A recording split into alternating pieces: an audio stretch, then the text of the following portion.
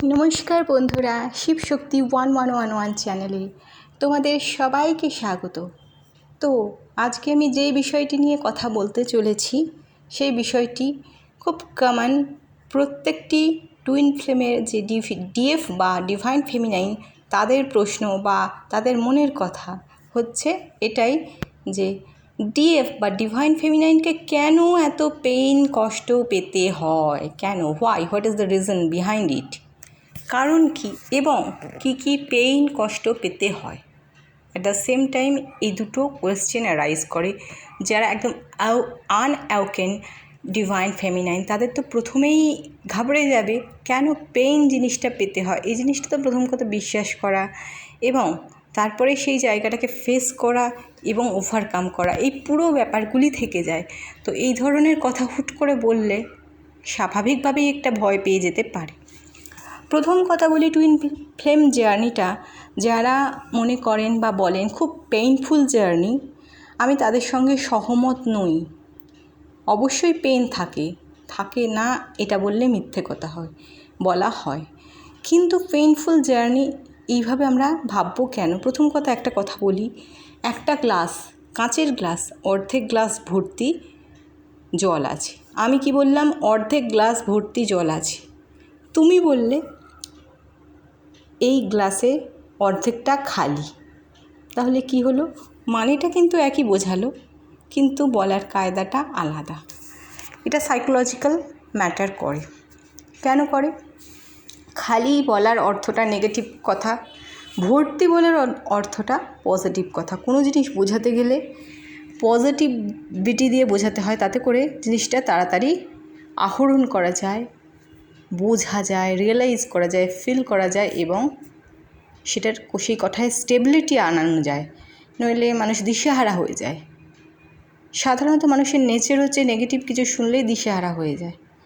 কেন দিশেহারা করার তো উদ্দেশ্য নয় এই জার্নির উদ্দেশ্য শিখানো এবং জীবনের সঠিক পারপাসে চলা। এবং আমি একটা জিনিস মনে করি, অনেকে বলেন যে যারা টুইন ফ্লেম জার্নিতে যায় তাদের মূল কাজ হচ্ছে সোল পারপাস। একটা কথা আমি বলবো এই ক্ষেত্রে, শুধু টুইন ফ্লেম জার্নিতে যারা যাবে তাদের কেন কাজ অনলি সোল পারপাস হবে? মানে মাদার আর্থকে সার্ভ করা।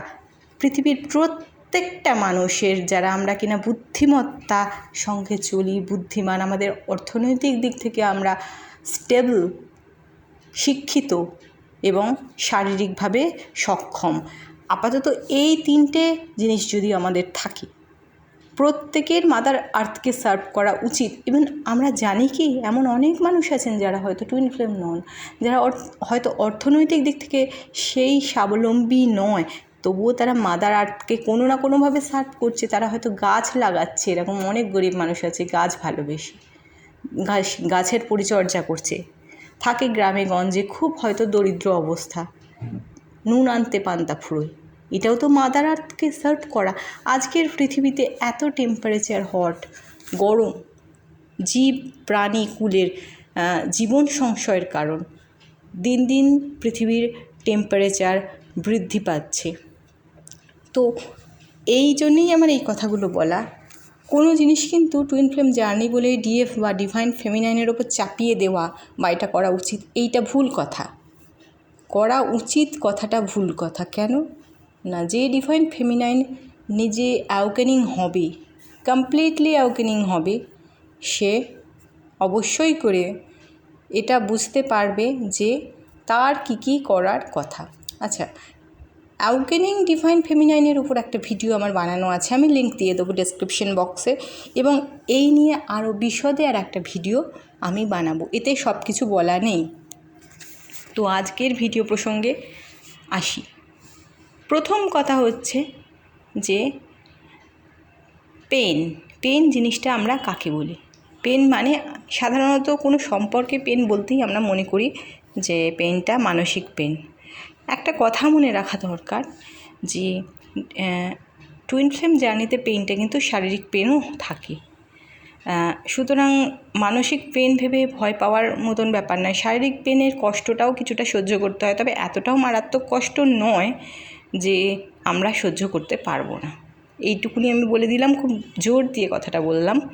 সহ্য করার মতনই পেন, শারীরিক পেনটা, সেটা হয় সারা শরীরে হয়তো ব্যথা হচ্ছে, তবে হ্যাঁ ভীষণ অস্থির ভাব হয়তো অনেকের হতে পারে। এবার আমি প্রসঙ্গে আসি যে পেনগুলো কি কি হতে পারে এবং কেন হতে পারে।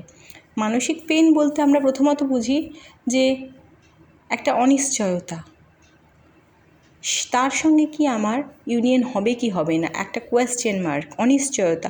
প্রচুর ভিডিও, অনেকে বলছে সেপারেশন, অনেকে বলছে ইউনিয়ন, তো অনেকে কনফিউজড হয়ে যাচ্ছে। আমি একটা কথা বলবো, সেটা হচ্ছে কোনো জিনিসই কিন্তু কারোর বলার ওপর নির্ভর করে না, নির্ভর করে তুমি কি করছো তার উপর। যে কোনো কাজে, সেটা তুমি টুইন ফ্লেম হও বা সাধারণ মানুষ হও, যে কোনো কিছুতে তুমি লেখাপড়া করো, ভালো করে স্টাডি করো, ভালো মার্কস পাবে।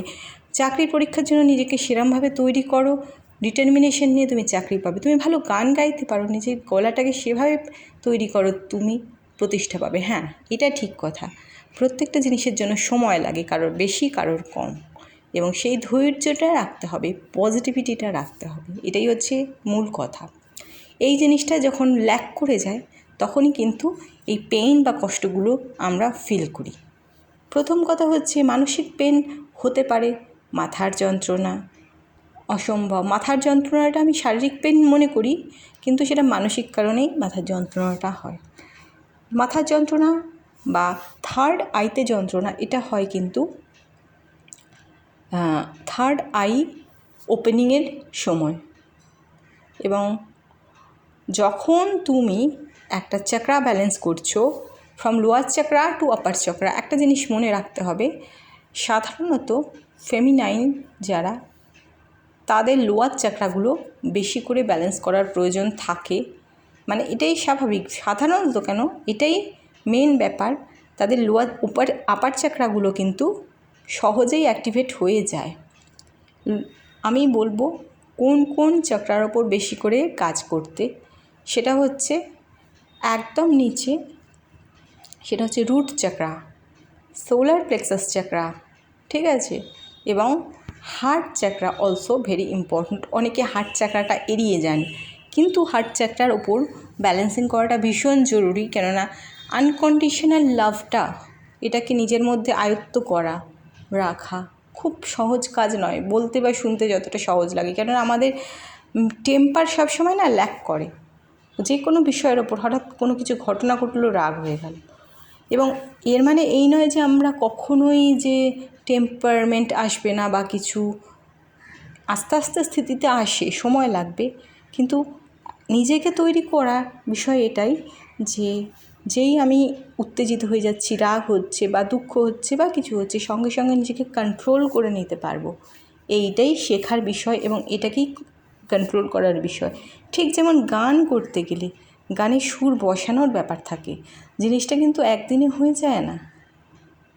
কোনো কিছু লেখাপড়ার ক্ষেত্রে যারা চাকরির পরীক্ষা দিচ্ছেন, জিকে বা জেনারেল নলেজ, এই জিনিসটি, এটা তো ব্যাপক, এটাকে একদিনে আয়ত্ত করা যায় বা দুদিনে করা যায়, কারোর 1 বছর লাগতে পারে, কারোর 2 বছর লাগতে পারে, ইনফ্যাক্ট পুরো আয়ত্ত করা যায় না, কেননা প্রতিদিনই নতুন নতুন জিকে সংযোজন হচ্ছে, নতুন ঘটনা ঘটছে, সেগুলো আমাদের জেনারেল নলেজের মধ্যে ইনক্লুড হয়ে যাচ্ছে। সুতরাং আমাদের মাথায় রাখারও একটা ক্যাপাসিটি আছে, এবং আমরা তাহলে কী করে করবো ভেবে তো দিশেহারা হয়ে যাবো। আমাদের ঠিক যতটুকু প্রয়োজন, যতটুকু কাজ এবং যতটুকু ক্যাপাসিটি এবং যেটা ঠিক সেরমভাবে করাটাই উচিত। একজন ডিএফ বা ডিভাইন ফেমিনাইন কী কী করবে এবং কী কী করবে না, নিজেকে কন্ট্রোলে রাখতে গেলে, নিজের পেইন রিলিফ করতে গেলে, শারীরিক এবং মানসিক পেন তো সাধারণত মনস্তত্ত্ব কেন্দ্রিক, যেটা কিনা হচ্ছে মাথায় যন্ত্রণা হতে পারে, যেটা হচ্ছে ভেতরের মধ্যে একটা ইরিটেশন বা অস্থির ভাব হতে পারে, কিছু ভালো না লাগা, কান্না পেয়ে যাচ্ছে, মানে এই প্রত্যেকটা জিনিসের মধ্যে কিন্তু একটা জিনিস থাকে যে কি করব, অনিশ্চয়তা এবং নেগেটিভ ভাবনা যেখানে এন্টার করতে পারে। তার মানে কি, অরাটা তোমার তখন উইক হয়ে যাচ্ছে বা দুর্বল হয়ে যাচ্ছে, যেই কারণে তোমার শরীরের মধ্যে নেগেটিভ ভাবনাটা প্রবেশ করছে। সেক্ষেত্রে প্রথম কথাই হচ্ছে, এটা তো বারবার বলবো, যে পুরো চাকরা ব্যালেন্স, রুট চাকরা ব্যালেন্স, ভয়, রাগ, এই জিনিসগুলোকে কন্ট্রোল করতে শেখাবে। রুট চাকরা ব্যালেন্স করলে হুট করে কিছু হয় না, আবারও বলছি, আস্তে আস্তে প্রথমে কন্ট্রোল হবে, কন্ট্রোল হতে হতে তুমি ব্যালেন্সে পুরোপুরি এসে যাবে। যখন কেউ কিছু বললে যদি 1 সেকেন্ডও রাগ বা কিছু হয়, পরের মুহূর্তে তুমি নিজেকে কন্ট্রোল করে নেবে, মানে এটা স্টে করবে না, মানে নেগেটিভিটিটা এন্টার করতে পারবে না, নেগেটিভিটির দরজাটা পুরো ক্লোজ হয়ে যাবে। এটা হচ্ছে মানসিকভাবে নিজেকে শক্ত করার জায়গা। Cord cutting. কী কর্ড কাটিং?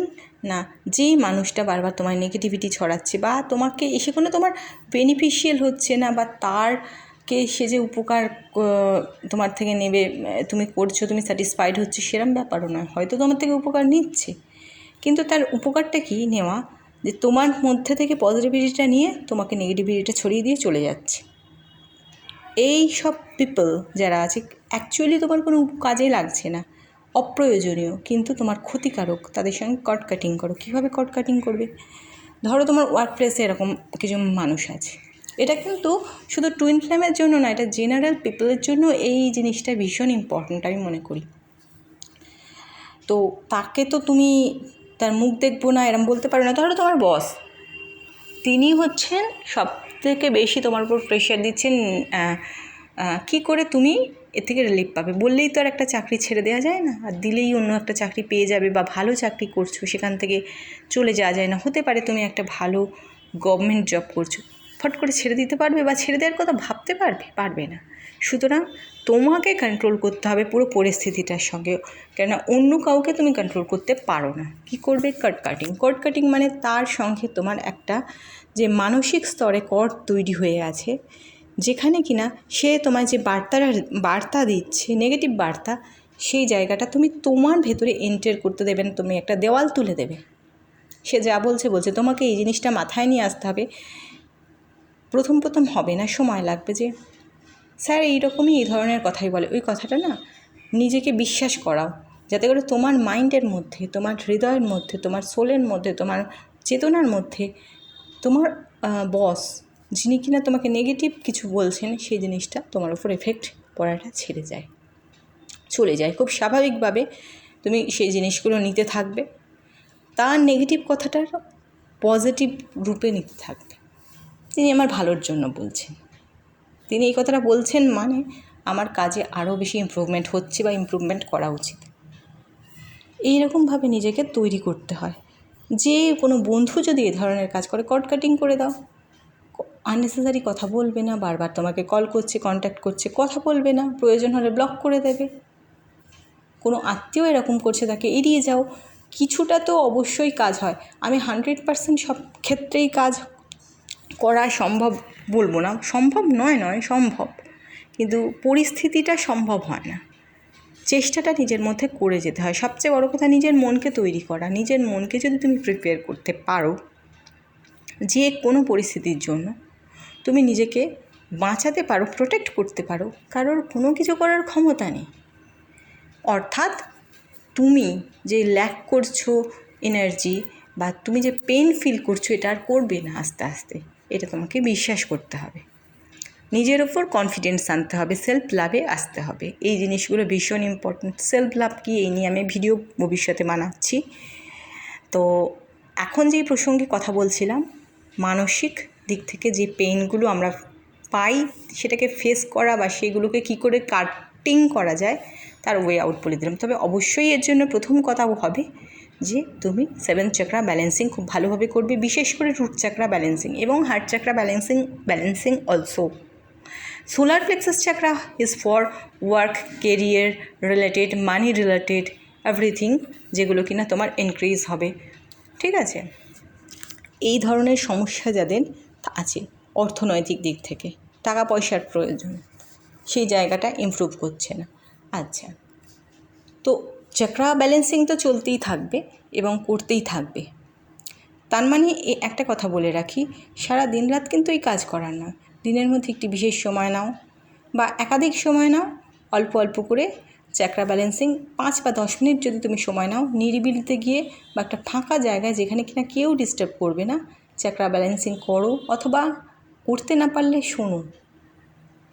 অনেকের হতে পারে শরীর ঠিক নেই, বা তোমার কি বলবো, ভয়েস ঠিক মতো নেই, চোকড হয়েছে, অফিস এরিয়াতে আছো, সেখানে হয়তো চাকরা ব্যালেন্সিং করা, আওয়াজ করে করে করাটা একটু ইম্পসিবল, তোমার করতে ইচ্ছে করছে, লাঞ্চ ব্রেক বা কিছু একটু ফাঁকা জায়গায় যাও বা কোথাও, সেখানে বসে লোকজন নেই বা কম বা চিৎকার চেঁচামেচি করছে না, কানে হেডফোন বা কিছু লাগিয়ে চাকরা ব্যালেন্সিং শোনো, ভেতরটা পিউরিফিকেশন হবে। এই জিনিসগুলো তো নিশ্চয়ই বলে বোঝাতে হবে না, এগুলো নিজের বুদ্ধিতে করতে পারবে। শারীরিক পেনগুলো কেন হয়? শারীরিক পেনের সঙ্গেও মানসিক পেন বা মানসিক ব্যাপারটা থাকে। কেন থাকে? যখন তুমি তোমার শারীরিক পেন ফিল করছো,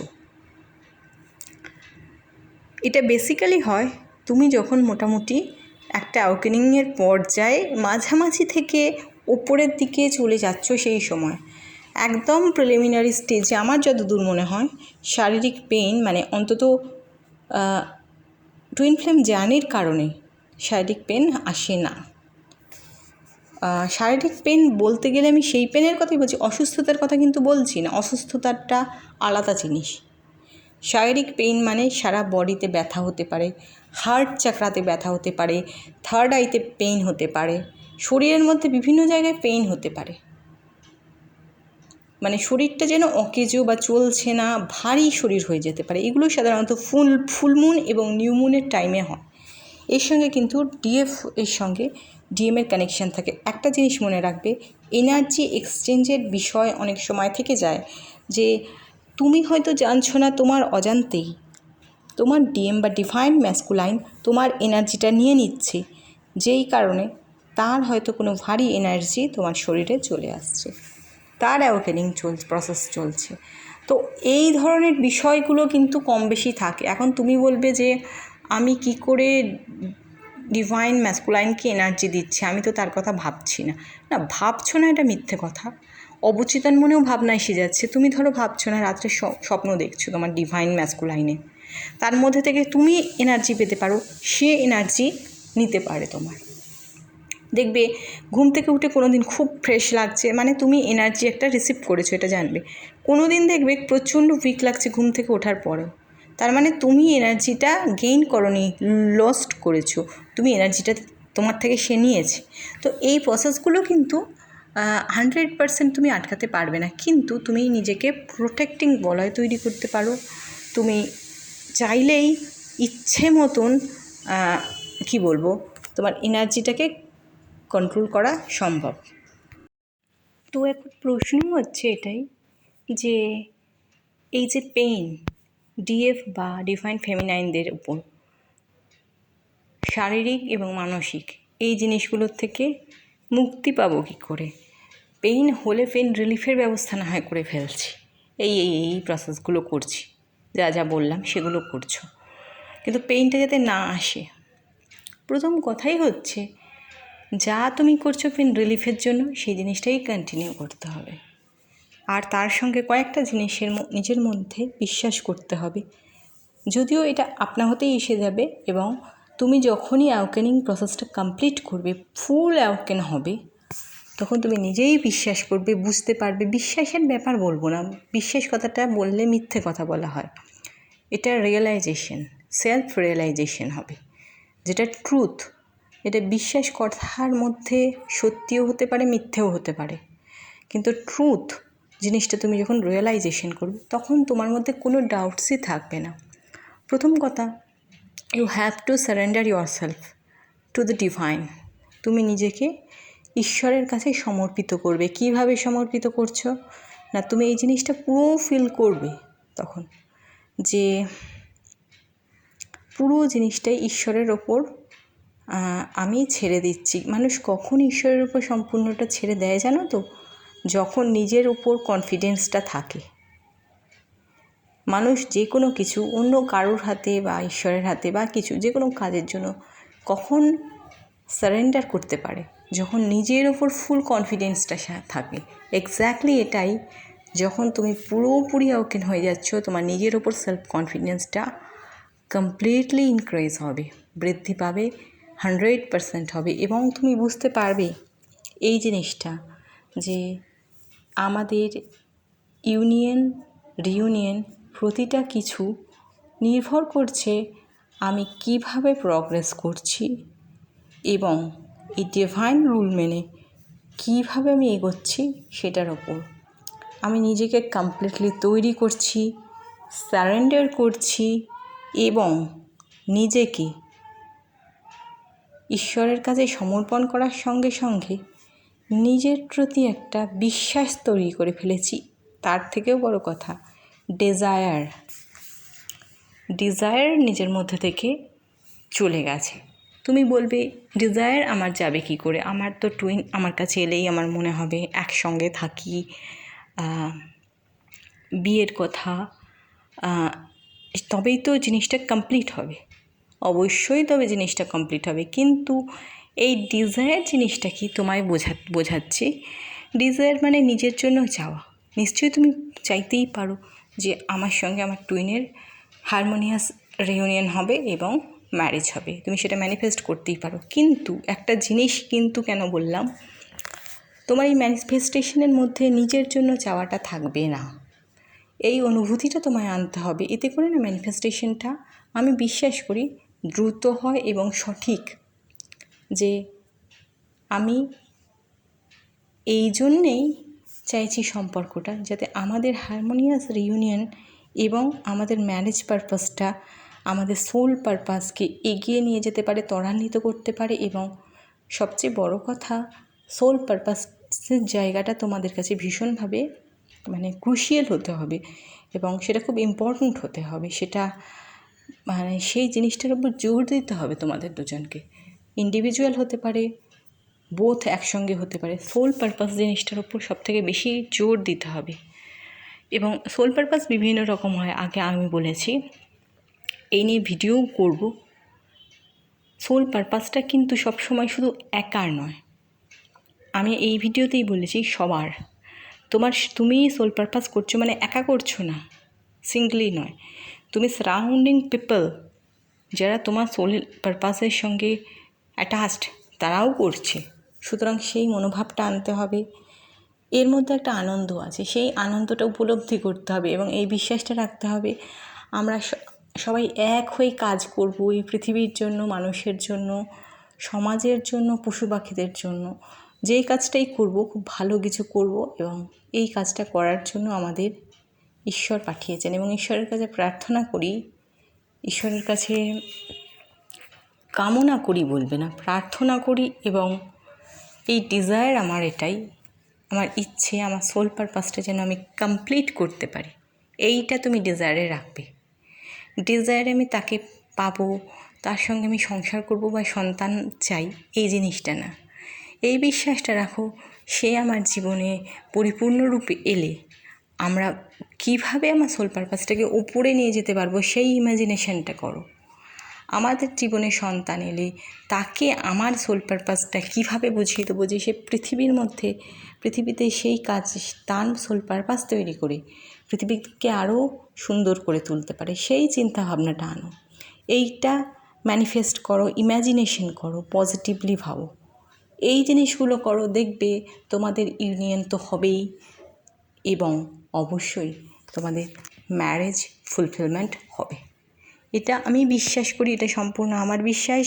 এবং এটা কখনো ভেবো না আমাদের ম্যারেজ কবে হবে, এরকমভাবে ভাবো যে আমাদের ম্যারেজ হয়ে গেছে এবং আমরা একসঙ্গে সোল পারপাস করছি। যেমন ধরো আমরা দুজনে মিলে একসঙ্গে একটা স্কুল খুলেছি, আমি কথা দিয়ে বলছি, যেখানে কিনা দুস্থ গরিব ছেলে মেয়েদের আমরা পড়াচ্ছি, তৈরি করছি, শিক্ষিত করছি এবং তাদেরকে পথ দেখাচ্ছি জীবনের।